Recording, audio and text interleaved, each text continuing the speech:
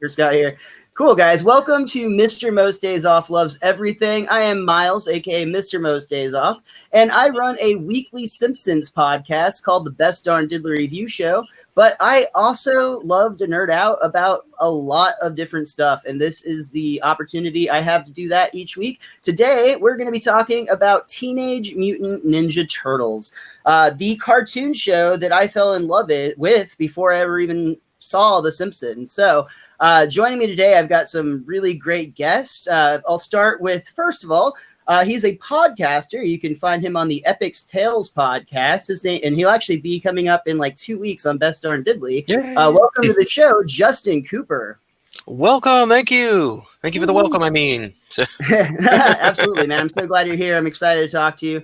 We've also got below him, he runs the Epic Shells Facebook page, which I'm quite confident we're going to talk about more. And that is known as Ace Diceman, but also Andy Doyle. Welcome to the show, Andy. Cowabunga, dudes! he just did that. Screen. Yeah, he must be taking a hit or something. So. Oh, you can do that. I don't care. I mean, yeah, it's evidence on you, not me.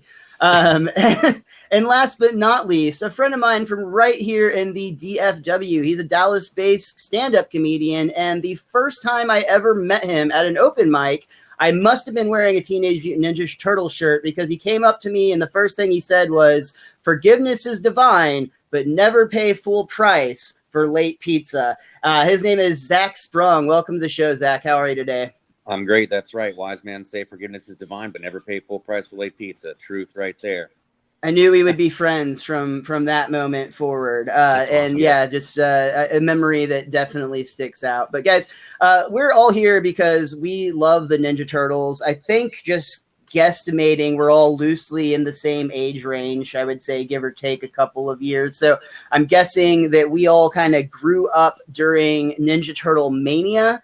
Like right when it was at the height of its popularity. And if I could, Justin, if you don't mind, share how old you are and like what your very first memory of the Teenage Mutant Ninja Turtles was. I'm 38. I saw the first episode of the cartoon back in 1987 on that fine November day or whatever it was. And I've been hooked ever since. Very cool. Do you actually remember seeing like the pilot? Yeah, absolutely. And they replayed it because they didn't have like other episodes to come out. So it's just like you're watching this over. I was over at my grandparents' house and they're like, "Hey, go watch TV." And it was like it couldn't have been like more serendipitous where it's like right place, right time at that time. And it just like caught on. Very cool. Andy, same question, sir. How old are you and what was your first memory of the Turtles? I am 2 days away from hitting the big 33. Oh, wow. Let's see here. I was probably so 87. So I wasn't even counting my toes when the first episode aired. But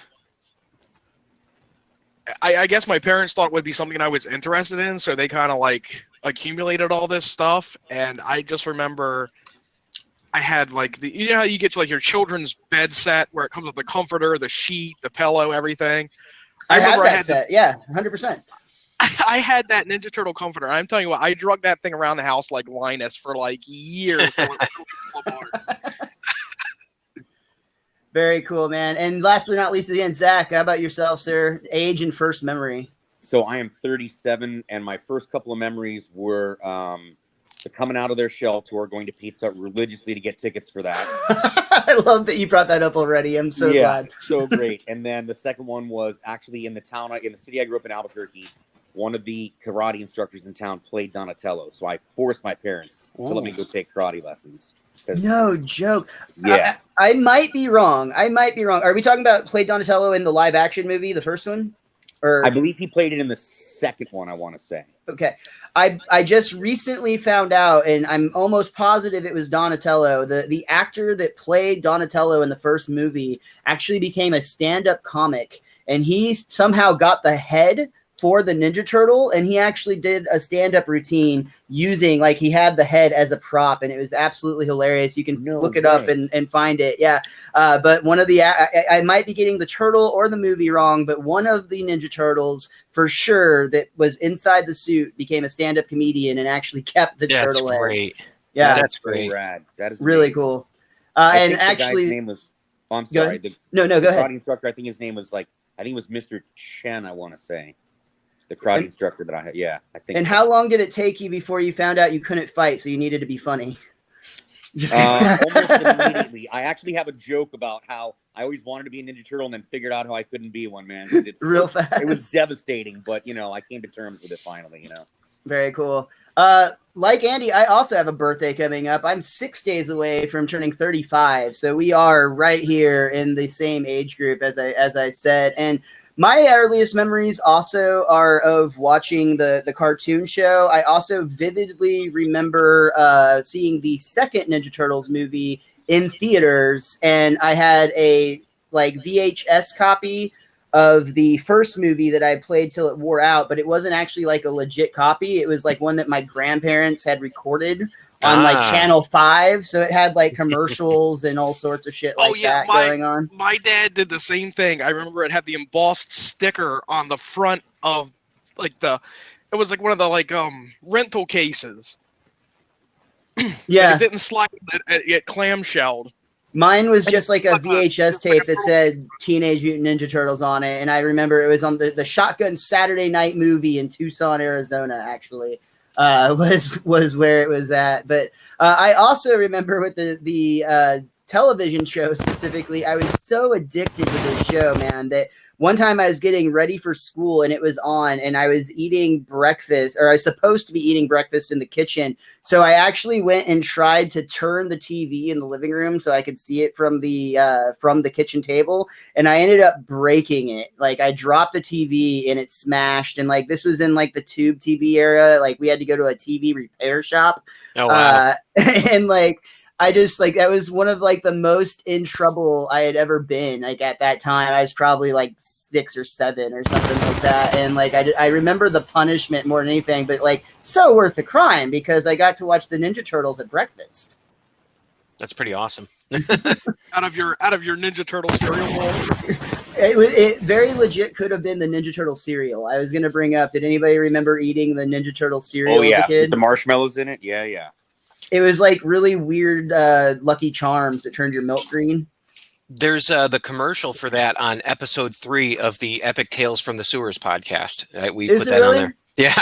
Yeah. They're supposed to be ninja nets, by the way, and they're just sugar-coated rice checks. Yeah, it was Raph. Yeah, it was Raph. I think I had Mikey as a kid, but okay, so I got this one secondhand, and it came with a spoon. But I'm a little concerned about the spoon, It looks like the spoon that got bent in the Matrix. Yeah. Of course, you're not really bending the spoon. That's amazing. So I was looking for my Ninja Turtle stuff too. I was looking for my amazing custom hat that I can't find. But so I'm gonna forget that and not look for it anymore now. Fake fan, get out of here. No, I'm kind of still want to see that though, Zach. Yeah, you should definitely find that. We can always post it later if we need to. For sure. Yeah. I had this guy in Seattle do forgivenesses. Wise men say forgiveness is divine, but never pay full price for late pizza. Now I can't find it.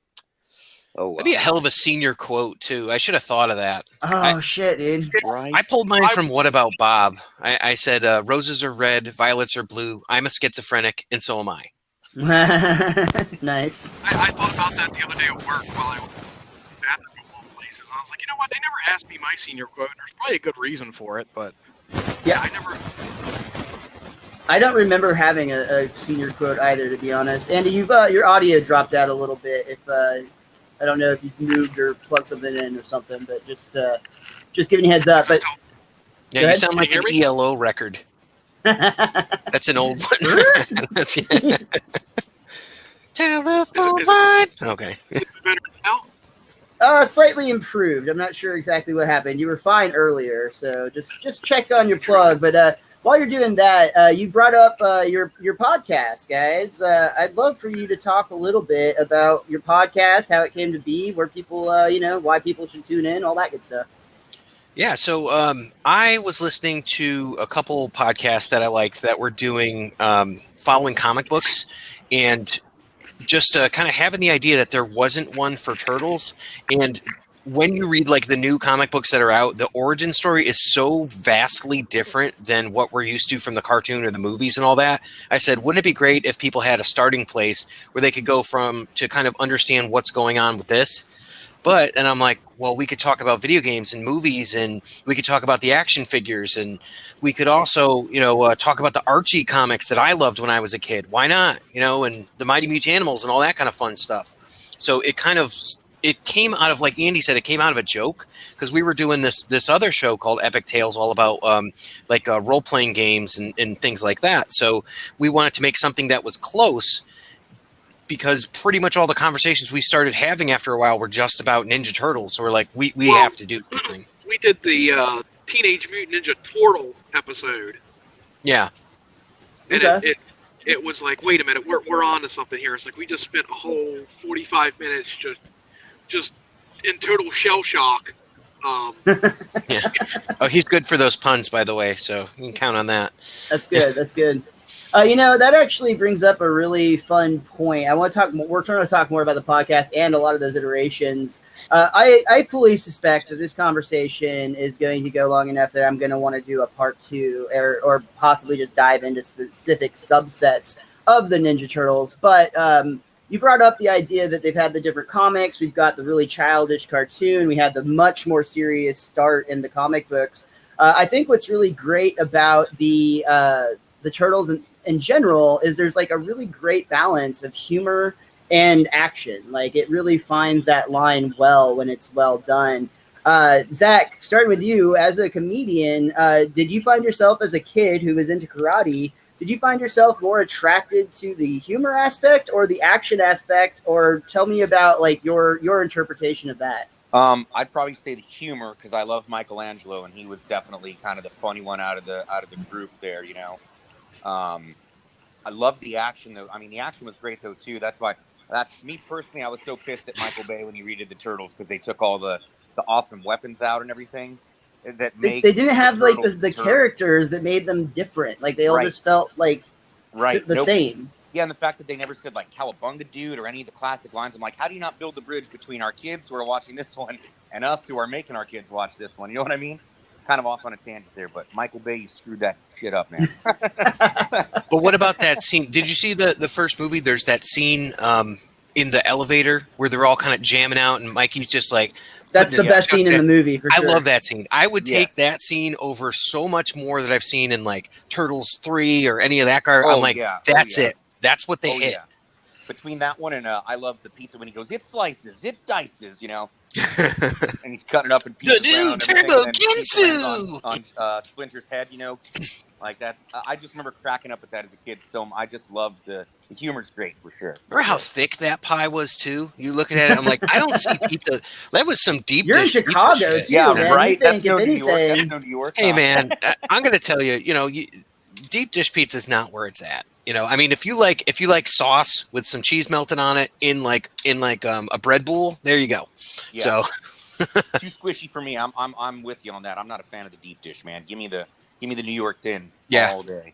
I like to have some every time I go visit Chicago, just because it's the same reason I have a hot dog while I'm there. Oh yeah, like you have to have that experience. But I definitely would not replace pizza with deep dish pizza. It's a rare like occasional thing, not like an everyday pizza like your New York style or whatever. But man, we could really tangent on just the different pizza. I love the whole thing in the first movie. I am going to tangent for a second, sorry, but there is this whole thing in the first movie that was this big fight between Pizza Hut and Domino's. Yes, if anybody recalls, because the Domino's was actually featured in the movie, where it was actually the guy that played Michelangelo was the pizza delivery guy. At the very beginning, the late pizza, all that, forgiveness is divine. But it was actually Pizza Hut that got the rights to promote the movie. And they were even doing, at the time, they were doing VHS tapes of the cartoon that had like a trailer for the movie on it. And like, I just feel like that's one of the first times I ever remember like a really significant brand war over like a movie property. For sure. Because then Pizza Hut ended up winning the whole coming out of their shell tour deal too, and you'd have to read a certain amount of books, and you go and turn it in, and then get that ticket for coming out of their shell tour, right? Yeah, those personal pan pizzas. Yeah, and you buy. Yeah, that's right. You bring in your little it was like a purple colored pin, from what I remember, and you get your little stars on it for reading from school. You turn that in, buy a personal pan pizza, and you get so many of them, and that's what got you your ticket for coming out of their shell tour. Yeah. So Did Zach, your teacher accept Dr. Seuss books like mine did? Man, I hope so. Because if so, that's definitely what I did. I cut every corner like possible. I'm sure. Yeah. What about the best of both worlds, the pizza cookbook? oh Nice. wow, that's fun. Oh, please tell Yeah, me that doesn't have like gross shit like marshmallow and sardine pizzas from the show. It does, doesn't No, it? no. The closest it's got is like cookies that look like pizza, and where to go? Yeah, there's some gross Dojo Delight. What about the coconut and sweet pickle pizza that Kevin Eastman posted? That Dude, was there was actually, if anybody watches the Angry Video Game Nerd, him and his buddy Mike Matei actually did a YouTube video where they did like a they basically made a bunch of the pizzas actually featured in the Ninja Turtles cartoons, like the ones that Michelangelo would always say, and they were always like, it'd be like banana, mushrooms, and like sardines, or whatever. And they actually made a bunch of these and taste tested them, and the results are hilarious, but it looks so awful. that sounds like a fun watch. It's worth it. It's totally worth it. Zach, you brought it up twice already, and I want you to first of all just kind of tell everybody, in case they don't know, what the coming out of your shell tour was, or coming out of their shell tour was. And then also, did you get to go, or was that a successful attempt? You actually were there? I did. I got to go. Please shed some light on this experience. So it was this amazing, like, basically combination of concert with like the Vanilla Ice music and stuff like that, right? / live action, like in character stuff. They had like a couple of the villains I remember, and the Turtles, of course, for sure. And it was just like almost ice capades without the ice and a concert combined in one. Super like cheesy and amazing, and just it was great. It was great. Like I remember them doing what song was it? I remember them doing Turtle Power. Nice. That ends the credits in the movie. The Partners in Crime one, like TURTLE power. Yeah. Actual power. Yeah. Now the question is, was it called Out of Their Shells because they were wearing those denim vests instead of their shells, or was that just something clever they came up with? Because if you actually look, like, they don't have their shells; they have those denim jackets instead. Right. Oh shit! Do they not have shells under the jackets? No, because they were hiding the animatronics in the shells in the live action movies, and because the Out of Their Shells tour, they didn't need the face to move. They got rid of all the animatronics from the shells, and they just threw these denim jackets on them. Huh. I don't think I ever actually put that together. Like that's the Out of Their Shells tour, and they weren't wearing shells. That's kind of crazy, actually. Yeah, I didn't realize that either. That's awesome. I figured they were just Canadian turtles. I think I recently saw that. I want to say it was NECA. It might have been somebody else, but somebody just made a really sweet line of action figures from that tour, where they come with all the accessories, like the denim jacket and the guitar. And I think, if I remember correctly, I saw a like behind the scenes making of video. I did not get to go. I was heartbroken, but I saw like a video that was like this behind the scenes of the tour, like almost like a behind the music episode on VH1. But they treated it very seriously. Like they were interviewing the Turtles as if they were really like, the artists. And they even talked about things like, yeah, we had to specifically write music that could only be played with 3 fingers. And, stuff like that. And like, it was just really like funny. And also just kind of fun. I think a lot of us are wrestling fans as well. And I know at least a couple of us. And idea of keeping the kayfabe alive while you're making this concert series, to me, was just really, really cool. That's what I had as a kid. I had WWF wrestlers and turtles, so you can just imagine wrestlers in the Technodrome and turtles in the WWF ring. I only played the ECW ones. Pillow characters. Yes, the pillow characters. The Basham buddies. The ones and the wrestling ones, man. Yeah, I'm with you on that, Ace. I'm with you on that. Have you guys seen these? Oh wow, yeah, I saw. Whoa. They have an Undertaker one too, right? They do. They have Michelangelo's Macho Man. They have Raph Sting. They Definitely have the best thing I've ever seen. Donatello is the Undertaker, and honestly, even though I think he's the weakest of the wrestlers involved, John Cena is Leonardo, and that to me is like the most compatible of like Donatello and the Undertaker's cool, but they don't really have the same personality. Just perfect. Michelangelo and Macho Man maybe a little closer. Raph They're and just Sting, batshit same. crazy. But John Cena is fucking Leonardo. They're both Boy Scout characters, so like that, like to me, is a perfect pairing. They actually came out with a second series that I have yet to receive, but I'm hoping to acquire those at some point. But those are my I collect action figures, and those are my favorite figures that I own. Like Andy just said, dude, it just basically combined two of my biggest passions, and they're just like, I got you, boo. Where can I get my hands on that Michelangelo, Macho Man Savage? Because that's favorite Ninja Turtle and favorite wrestler right there combined. That's awesome. Like, I grabbed these at Walmart, but I would imagine at this point you're going to have to look online. Okay. Yeah. I'll send you some links to some of the toy places that I shop from. Actually, there's also at the Louisville Mall, there's actually a used toy shop, the new and used toy shop, but they actually take trade-ins. And they sell both unboxed and boxed collectibles. So might be another place to check out. That place is pretty cool for sure. Yeah. And also Michelangelo and Macho Man would have been at one time both of my favorite turtles. I kind of bounced back and forth between Michelangelo and Raphael. And I think that is reflective, honestly, of me still as a person today, because I definitely have like a fun-loving party side, but I can also be a total like just closed off asshole, and like I almost like bounce between both of those personality types. I was gonna touch on something for you. Give me one. So you guys are students of comedy. You love comedy. Have you heard of the troupe from MTV in the late '90s called The State? You know, Thomas. I love The State, okay, dude. Right, I watched that whole series. About. So Thomas Lemon, and then we've got Ben Grant and Michael Ian Black. Those guys actually two of those guys went on to do Reno, and then the other one went on to do like Wet Hot American Summer and all that. Thomas Lennon actually wrote the Night at the Museum movies. So like he's incredibly prolific. So those guys actually met on the Ninja Turtles Coming Out of Your Shells tour as performers for the Turtles.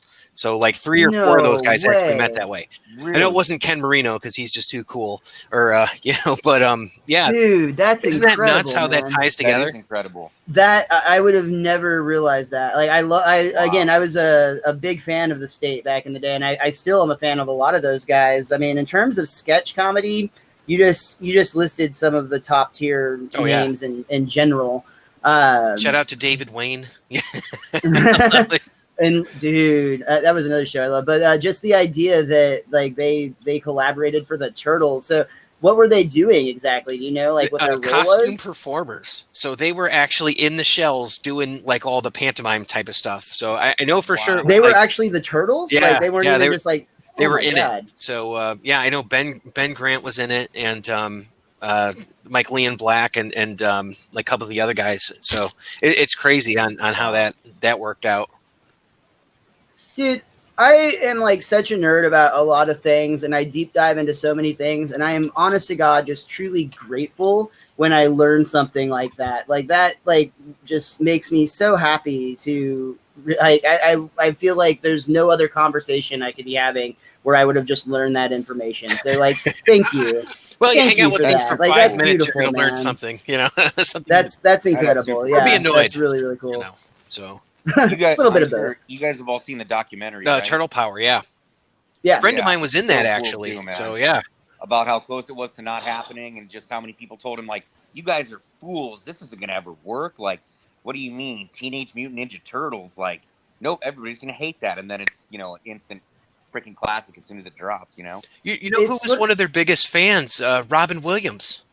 Yes, dude. Really? Does that blow your mind? It's like he is like Andy knows this because he was talking about this not too long ago. But Judith Hogue, who we're always trying to connect with, was the first April and working on a film with Robin Williams. And when she got approached to do the movie, and she's like, I don't know, I'm going to do it or whatever. He's like, oh hey, let me show you. I've got the comics here. So he showed her like all the comics for that, and she just jumped on board, and she was totally with it because Robin Williams gave her that little push from showing from his personal collection. That's one of my And I'll favorite tell you stories what. to tell. I love that. I love that. Like, it makes me so happy I that don't- Robin Williams was into it. I don't know that she'll ever see this. I hope that she does, but like she is just an absolute sweetheart. Like I've gotten a couple comments or like replies back from her. Like she was going live, and I was like, oh my gosh, like I have to make contact. Like notice me. And she was kind enough to like leave a heart reaction and like pin it to the top or something. Just a little bit. But I know that she does do interviews in some capacity. And everyone that's ever met any of the turtles from the cartoon show, all I hear is positive things. And I can honestly say that I have had the privilege of getting a email back from Towson Coleman. I just That was a weird day, everybody. Fan letter. That was a weird day. I wrote him a fan letter, and I thought, he'll never see this. He'll never see it. He gets 5,000 of these days. He will never see it. And I try to play Mikey on the podcast, and when I do the page, I play Mikey on the page. That's my role.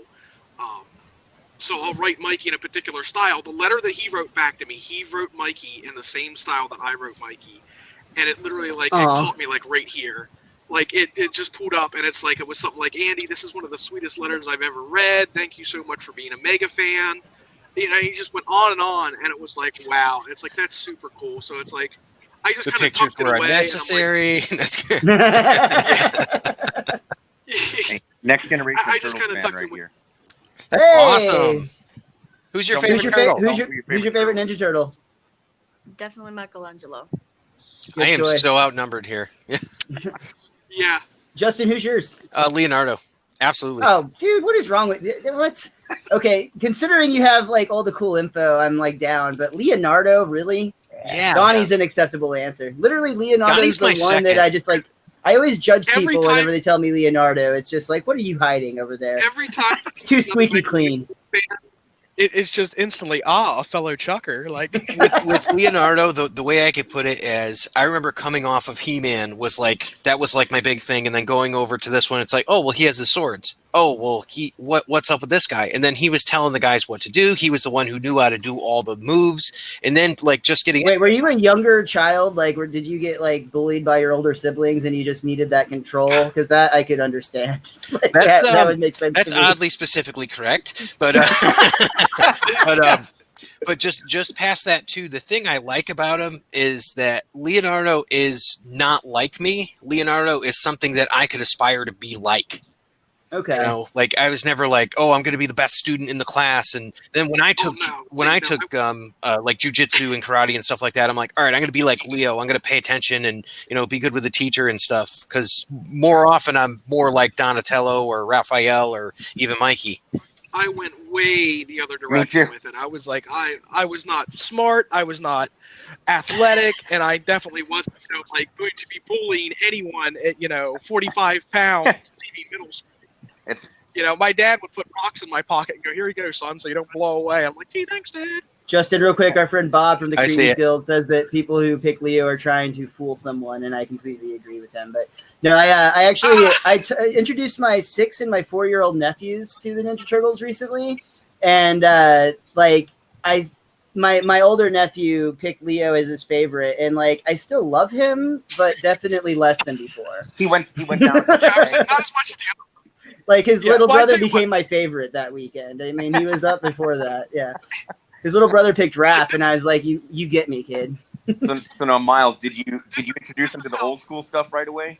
That's what I did. With So my daughter, brought in on the old stuff first. The first thing I actually showed them was the 2012 series, which I will say is actually now my favorite cartoon series of the Ninja Turtles. Like I still have a big love in my heart for the 1986 version. But I feel like the 2012 version actually does a better job of developing all of the characters and not just getting a really good balance of that action and comedy thing that we talked about. I have since actually showed them both the older cartoon, which they actually prefer sometimes. Cool. It still, I think, speaks to a younger audience a lot more. I think the 2012 actually is more nuanced and a little bit more for an adult to watch. But the last time I visited, I showed them the first 3 Ninja Turtles movies. And I was so, it warmed my heart because after we talked about it, we were talking about what they liked and what they, thought was fun. And they both thought that the first and the second movie were equally good. And I was just like, because the first Ninja Turtles movie for me is that's my personal favorite Ninja Turtles property. Me too. Followed by the 2012 series. But when I was a kid, I was all about that TMNT2, man. Toka, Razar, the Super Shredder, played by Kevin Nash. I didn't know what you just did there. Sorry. You just threw the third movie in the trash, yeah. Yeah. I don't hate the third movie, man, but it is definitely a step down from the other 2. Oh, yeah. It is. Yeah, a far step. Do you guys remember because baseball cards were huge all in our era. Do you remember the Panini trading cards that were like the stickers and stuff? Do you want me to go get it so you can look at it? Yes. Do I remember? I remember where I set them on my shelf this morning when I got done looking at them. That's so rad. That is cool. I tell you what, is anyone else craving like a Slim Jim pizza right now? Like just after seeing the Macho Man, yes. Dude, that would have been a promotion. I'd probably eat that too. Yeah. So, Zach, you said that your favorite property is the first movie. Have you seen the 2012 series as well? Or are you familiar, up to date with them? I'm not super up to date with it. I'm not gonna lie. I've seen a little bit of it, but I'm such an old school turtle guy. Not that I don't have an open mind to it, but Michael Bay really threw me off, man. I really was like, man, I'm not gonna give new turtle stuff a try in a bit of a way, because it was. That's totally fair. I was hesitant when I saw it too because it has a very anime look to it, and it has a lot of anime elements to it, which is not traditionally something I'm hugely into, but I would strongly encourage you to give it a try because they do stuff too. They have episodes that spoof things like Nightmare on Elm Street and Friday the 13th, which really? I mean, very kid friendly, but the Texas Chainsaw Massacre. They do all sorts reference. of these really fun they basically know that they have to both get the kids that are watching, but they also want to attract people our age who have kids sometimes that they can basically get both audiences. Build the bridge. And I think that it was a really strong effort. There's episodes that I don't necessarily care for, but there's some of my favorite episodes of the Turtles lore in that series. Okay, I'm gonna have to check it out. I am. As promised, here you are. Nice. I love it, dude. Oh, wait, no. Wrong one. That's Duckman, dude. I love Duckman. We could talk about Duckman another time. Oh, nice, dude. Oh, yeah, that brings back memories right Wow, there. dude. So, since I'm a super nerd, I got to meet the artist that did this. His name is Michael Dooney, and I saw him at a Comic-Con, and he was doing sightings and stuff like that. And I'm not a guy who's usually starstruck, but when it comes to something like this, I was like, I couldn't say shit to him. So I ended up buying from him this, if you could see it. And notice the turtles are all in red. Bit of a glare there, but... Yeah, I can see it's very throwback to the comic. And then all the way on the bottom, he made where are we? The turtle, which he drew there. If you could see it, it's pretty special. And just some of those old Mirage guys are still around doing stuff. And they've had like a whole slew of people. I don't know if you guys remember the movie adaptations from the comics and all that, but they had my least favorite artist. His name is Jim Lawson, and he always made the turtles look like they had Parkinson's and stuff. They were like this, and they were just they're really horrible looking. I hope I don't meet that guy.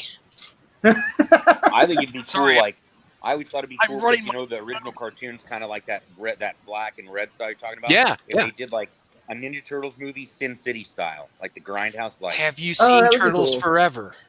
Yeah, I was going to ask the same question. Because you're leading towards it, Zach, and I'm like, you need to check on Vudu. It's $7.99. You can get Ninja Turtles Forever, and if you're a comic nerd like I am, DC Comics did this thing called Crisis on Infinite Earths with different dimensions and all that, and they had a Prime dimension. Well, what you're talking about is the Turtles Prime, where it's the black and white Mirage, gritty as hell episodes that are wow. Cool. So I think you'll dig it. Yeah, man, thank you. I'm going to check that out. It's really cool. That was actually part of the 2003 TV series run, if I remember correctly, where they made a movie. The people that were making that series essentially made a 3-episode block that became a movie. and it's a really cool. It's definitely the best of that 2003 series, which I think was also pretty good. Yeah, it's so good. Well, I tell you what, they must be doing something right to dig the turtles, not up because they never really died, but like Turtle Mania has been constant for 30 years, 35 years, whatever, is from the comics to the cartoon show to the rebooted cartoon show to the live action movies to the live action TV show. And I know a lot of people like don't. Are you talking about the Next Mutation? Next Mutation almost killed the Turtles, I think. I feel like that was the closest that we came to losing that property forever. Rise of the TMNT, which I've yet to watch. I know a lot of people dump on it, and it's. I don't like the way they did Splinter in it, and that's kind of why I won't watch it. It's not that and the way they're drawn. Their body shapes are weird, and I don't dig it. I'm with you on that. I have yet to watch that one yet myself, and it just doesn't look good, dude. Like I'll get around to seeing it, but like the art style is a turnoff. Animation's good, I'll give it that. But do you guys like magic? Because that's what it's about. Is it really? It's literally about magic. Yeah. Oh. So it's kind of like My Little Pony. So. But you brought up the Next Mutation. Did anybody actually watch the Next Mutation? I watched one episode recently to see if it would be worth covering on the podcast. It is not. I watched the whole series, but it was tough to get through. It was like a bad version of the Power Rangers. It is, yeah. Yeah. But that was actually originally supposed to be, like, ideas for that were actually supposed to be the fourth Ninja Turtles movie. And it got basically knocked down to a Saban project, which is the people that do the Power Rangers and those types of shows where they recycle foreign footage and then put American actors over it, essentially. That's how they basically did the Power Rangers. And I believe there's footage from the Ninja Turtles show that is actually unrelated to the Ninja Turtles, and it's just like random ninja people or dinosaur people from another show that has nothing to do with the property. So it shows that it was low effort, and it was the worst Turtles experience I've ever had by far. I imagine you've seen Jay and Silent Bob reboot, seeing as how you did the Kevin Smith episode I've yet to watch, but full disclosure. But except for that Green Ranger, he was the shit. Dude, that was two things I'm curious about. Are you guys familiar with the fifth turtle before Jenica, the Kirby idea they kept pitching? They kept trying to get a fourth turtle before they added a female turtle. They wanted to do some turtle named Kirby, and they could just not find anywhere to put him in for King Jack Kirby. Oh no, I did. Yep. I did not know that. No. Yeah, and I think his weapon was supposed to be like the Shredder claws. Huh. Where would this have been? Was this in the comic book specifically, or? This would have been like the fourth live action movie. They had ideas for it. They had it. They kept trying to squeeze it in wherever they could, and they couldn't. They could not find a spot for it. And now, talking about things that could have been or were shelved and are finally, well, maybe. We might finally be getting it. The Last Ronin has just been... That is the whole reason I started Epic Shells. Because I wanted to talk about The Last Ronin, and I wanted to know what people... Who is in the mask? Who's the turtle? Dude, that's actually the reason I wanted to do this podcast today, is The Last Ronin is scheduled to come out on my birthday, this coming Wednesday. And I have been so stoked for this story. The whole idea of like an adult Ninja Turtles is, I think it reminds me so much, or I guess hopefully I don't put too much like pressure on this or expectations, but what I'm hoping for is basically something in tune with Netflix's Daredevil series, where it like kind of just shed all of the kid-friendly aspects and is just like, no, this is some gritty turtle shit happening right here. And based on the artwork I've seen, I think that's what we're gonna get. But oh my gosh, Zach, are you familiar with the Last Ronin comic that's coming out? No, another Justin, one I'm gonna have to please check out. tell everybody. Yeah. You guys together. Why don't you So tell I everybody? actually sent what's going Andy out? this. This is a solicitation that we got at the comic store. It's basically one turtle shows up, no mask. It's a post-apocalyptic future where we don't know what happened. One of the turtles survived. The other brothers are dead. I've got Right? goosebumps. So everybody's Amazing. speculating who is it? Who is it? Because they have all the weapons. So they've got Leo's swords, they've got Donnie's bow staff, they've got Mikey's chucks, and they've got Raph's size. And how much I could do with that. Any guesses? Any guesses? As to who it is, y'all? Actually, so I think the smart money is on Okay, Raphael so here's the or rules. Michelangelo, to be honest. Here's the rules for speculation. Don't just fanboy, because we got a lot of people going Mikey just because they like Mikey, and some of them will admit it, and some people go like, "Well, I'm picking my favorite turtle just because." It's not Leonardo. I know In that. order It can't of be most, Leo. It's not. Because they think Raph makes the most. Raph makes the most sense because, it's been done before with the Mad Max episode. And he's Kevin Eastman's favorite. Then Todd the Geek, I Mikey- agree. Story arc. Mikey would have the best story arc because it's like, he goes from happy-go-lucky to like, gritty, and it's like, he's gotta avenge his brothers or whatever's going on with his brothers. Donnie would also make for an interesting story. I don't think there's enough Donnie fans out there.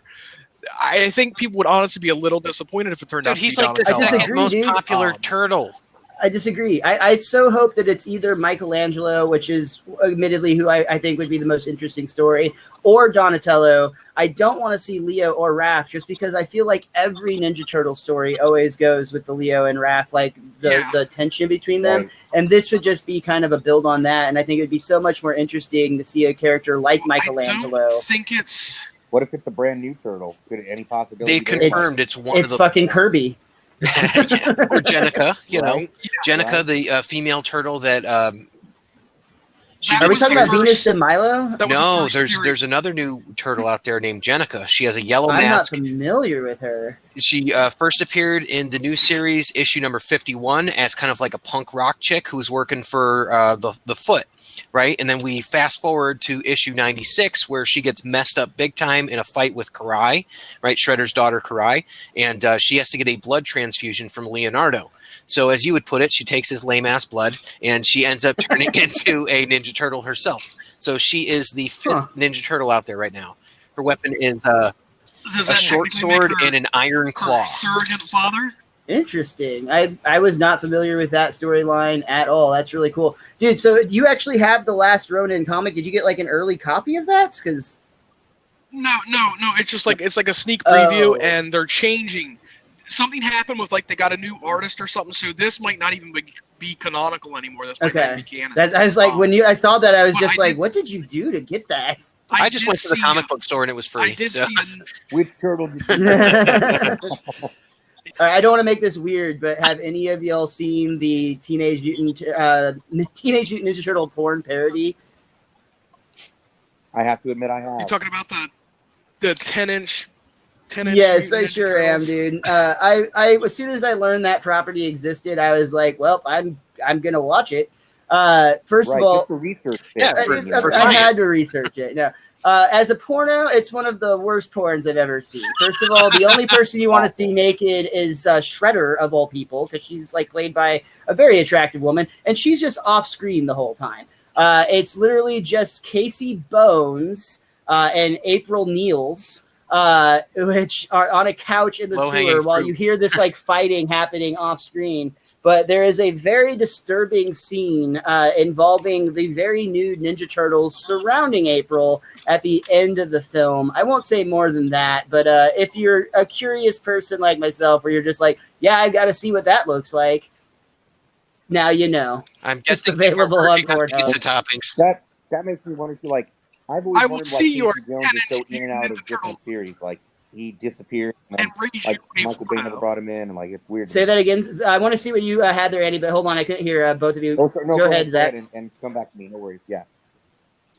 Oh, Yeah. Bob, was April O'Neil played by April O'Neil, the porn star? I don't know. I don't- yeah. Maybe. Also, I'm not familiar with Rule 34. Todd. Andy, what were you saying? What were you showing us? Oh no! I said I will. I'll see your 10-inch Mutant Ninja Turtles and raise you a horn. Oh, nice. Okay. There's not even real Wang in it. Like it's fake Wang. I guess because she's got to tear into it. But What were you saying, Zach? Oh, well, it just reminded me because you said, Casey Bones.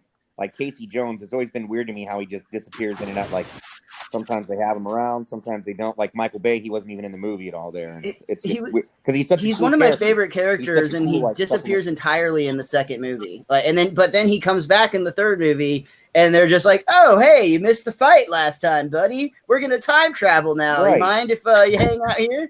and he doesn't Right, like, he where the doesn't hell- bat where an the hell eye was that he, bro? April looks Apparently, different. now he was making Casey Bones. He was appearing as Casey Bones. Now we know what was going on. Yeah, and that's why Shredder wasn't in the third film. He was in the sewer at the time. Awesome, or she. He's all Excuse like, me. hey guys, I had to Right. go off and He make was taking Fallen. back shots in the sewer. Oh, and for what's worth, Rule 34 is if it exists on the internet, there's a porn of it, and this has proven true once again, no doubt. Okay, so we need to coin this. We need to coin this phrase now. The My Little Pony freaks have the clopping. Like what is would turtle you- fucking? The brony. Turtle? Yeah, is it Shelling? turtling? If I you're think like, turtling's something else. Wax on. Yeah, actually, I wax think off? turtling is a different act entirely. I think so. Yeah. Cowabunga. Cowabunga? Cowabanging. I don't know. Cow- Yeah, Cowabunga. There you go. boom. All right, we solved it. Thanks for the help there with Rule 34. That helps a lot. Real Wang. I'm almost sorry I brought this up, but I felt like it needed to be mentioned. So it's part of the turtle No, lore. shocking, dude. Lore at this Really, I'm point. quite lowbrow. I'm surprised that none of you brought it up as your favorite Turtles property. Frankly, I was fully expecting that. Like, yeah, I like the first movie. Yeah, I like the 2012 cartoon. Have you seen 10-inch Mutant Ninja penises? I just like that there's a worse movie than the Michael Bay version of Ninja That's Turtles. true. That's true. Well, yeah. Zach, say one That thing you was- liked about the Michael Bay movies. Let's challenge everybody real quick. I know it's going to be tough. Oh my god, man. And you can't say the elevator scene again. We already talked about it. Justin. No, let's see. Man, if I had to be pressed and pick something that I like about it, I think that I like that they made the turtles bulkier. I didn't like the overall general look, but I like the more Beefy? like ripped, kind of. Yeah, Cool. that's it. That's all I can say good about that. What about you, Andy? The credits. Oh, dude. There you Okay, go. I thought you were joking for a second, but the credits legit. The end credits were like really. They had that like. No, I was Well, totally. your I was like, it's your over. I joke can leave actually now. did play into the fact that during the credits of the second film, they do this really cool like 1980s cartoon throwback to the show. So if you weren't joking, that would also be a legit answer. But it's a good joke too. Justin. Oh man. Todd hit on it. Rocksteady and Bebop, that scene where they get transformed and they look in their pants and then they give each other a high five. That was so funny. Dude, and another crossover in the wrestling world because Sheamus was the person that played Bebop, I think, or was he Rocksteady? I can't remember which one he turned into. Oh yeah, he turned into Rocksteady. Yeah. And you know what? It was cool to see them on the big screen because, like, going back in time to like 1992 or whatever year it was, the second movie came out.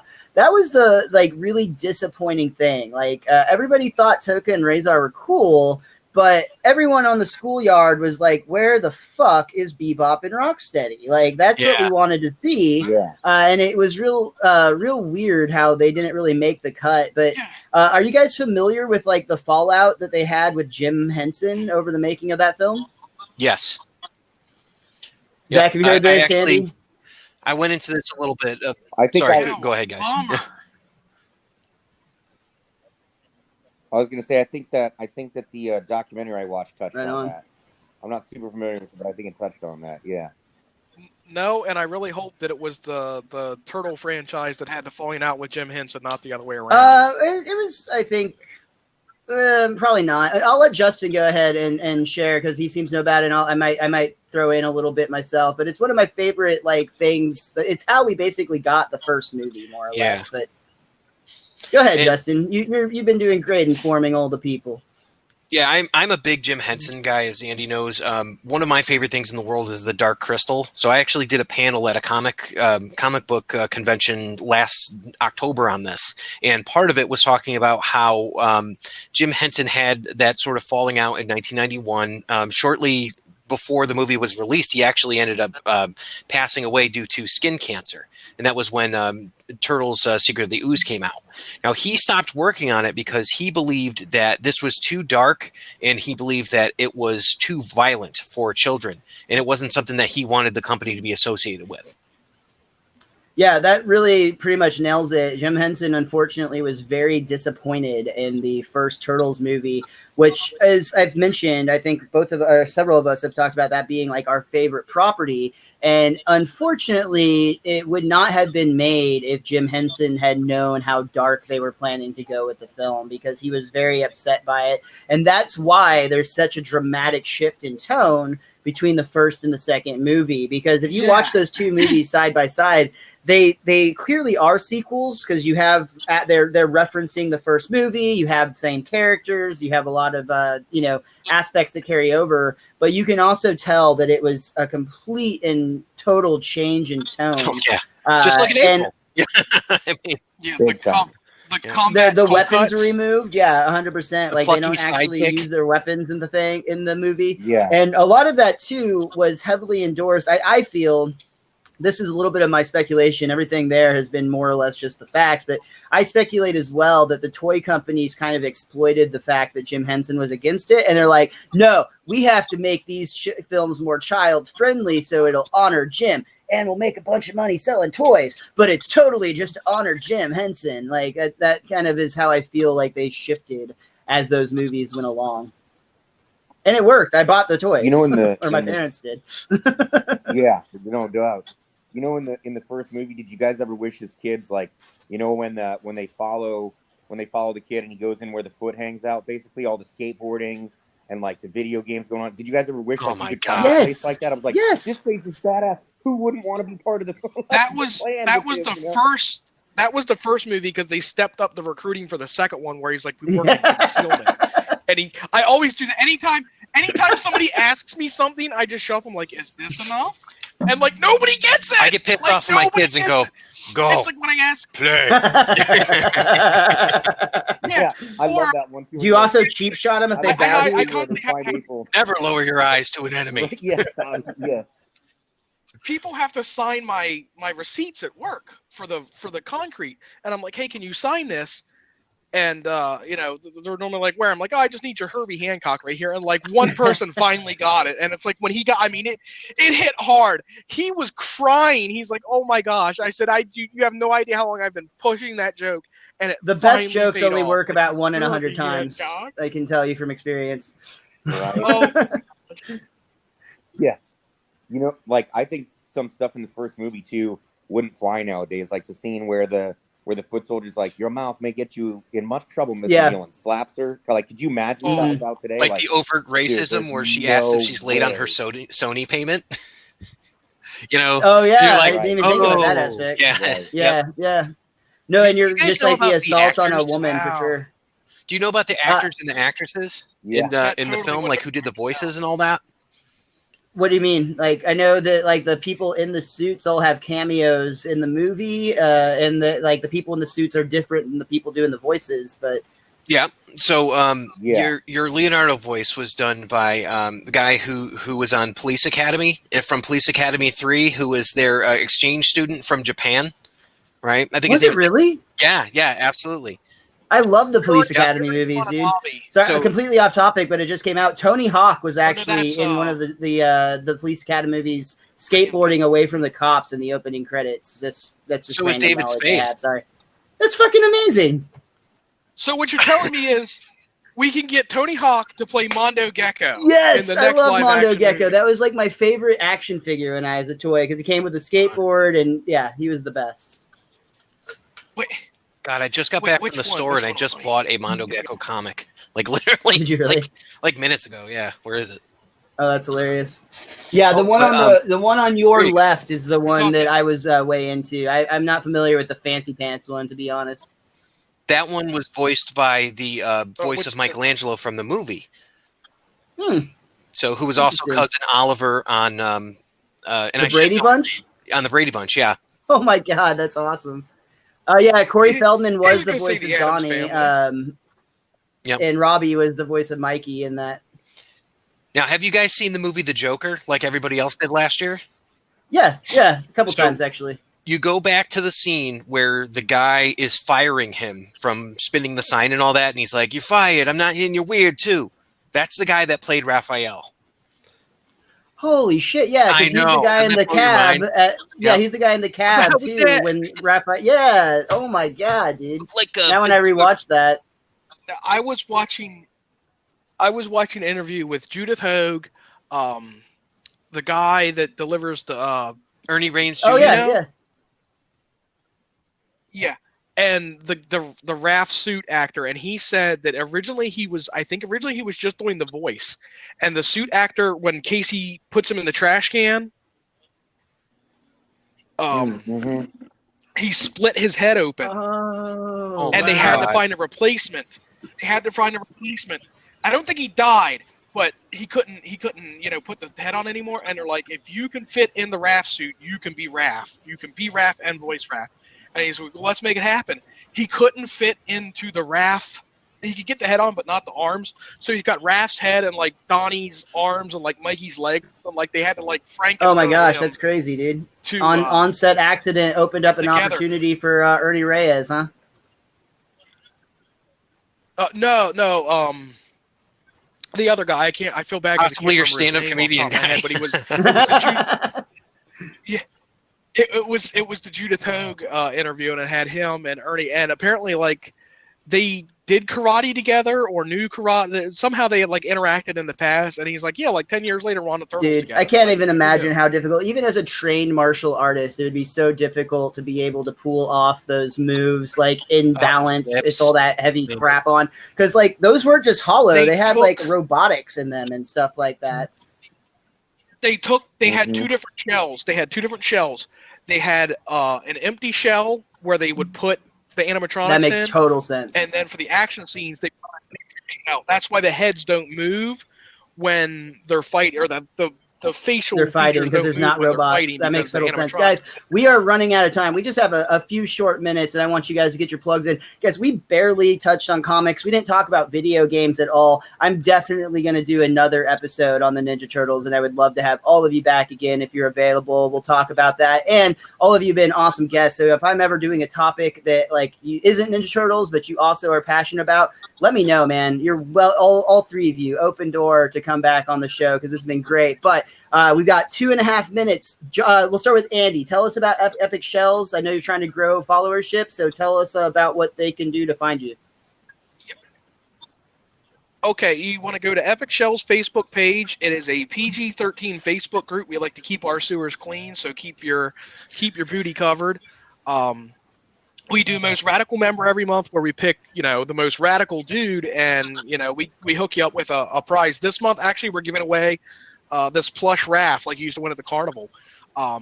We've got some art contests. We've got amazing people there, and they are absolutely.